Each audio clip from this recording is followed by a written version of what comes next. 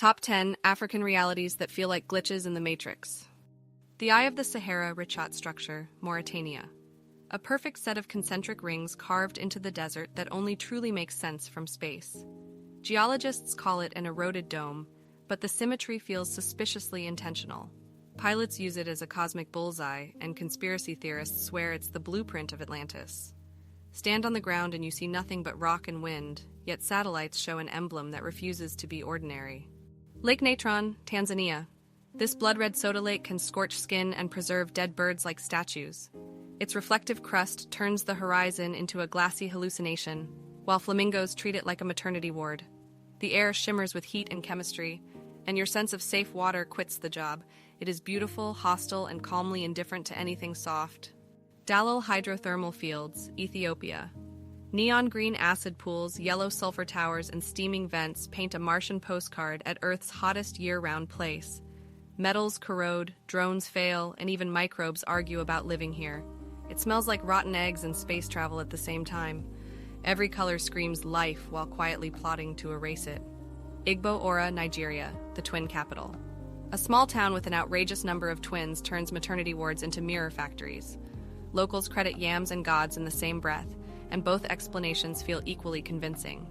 Streets fill with double strollers and matching outfits as if genetics decided to cosplay. Scientists chase data while grandmothers already know the recipe. Abanda cave crocodiles, Gabon. Deep in a bat-reeking cave live orange crocodiles that hunt in darkness and never see the sun.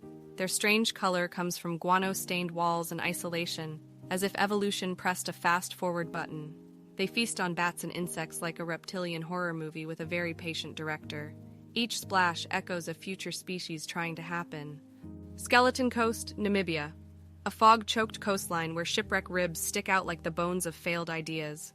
Dunes roar, seals bark, and nothing seems interested in letting you live. The desert eats ocean mist and spits rusted hulls back as warnings. It's the postcard you send when you want your friends to worry. Kasanka bat migration, Zambia. For a few frantic weeks, millions of fruit bats pour into a tiny Zambian forest and turn dusk into a moving ceiling. The sound is velvet thunder and the guano is weather.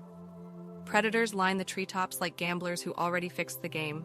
Being there feels like standing under a breathing cloud that doesn't care if you believe it. Lake Nyos, Cameroon. A quiet crater lake once exhaled a hidden cloud of CO2 that rolled downhill and erased villages in minutes. The water looked harmless, and then it wasn't, which is the scariest personality trait for a lake. Engineers now siphon the gas with long silver straws, hoping the monster burps safely. The shoreline still whispers that clear can be deadly. Hoba meteorite, Namibia.